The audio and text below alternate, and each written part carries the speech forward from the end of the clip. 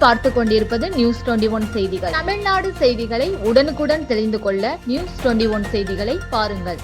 Bell அள்ளி இலங்கை தமிழர் மறுவாழ்வு மையத்தில் 82.5 லட்சம் ரூபாய் மதிப்பீட்டில் 12 தொகுப்பு வீடுகள் கட்ட பூமி பூஜை.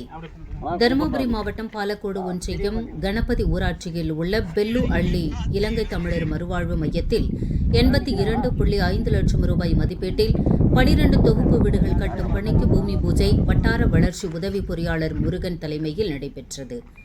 நிகழ்ச்சிக்கு திமுக பாலக்கோடு மத்திய ஒன்றிய செயலாளர் முனியப்பன் முன்னிலை வகித்தார். இலங்கை தமிழர் மறுவாழ்வு மையத்தில் ஏற்கனவே 86 வீடுகள் கட்டப்பட்டு பயன்படுத்தி வருகின்றனர்.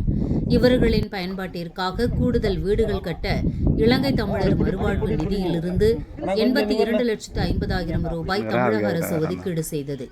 அதனைத் தொடர்ந்து புதிதாக 12 வீடுகள் கட்ட பூமி பூஜை செய்து அடிக்கல் நாட்டினர்.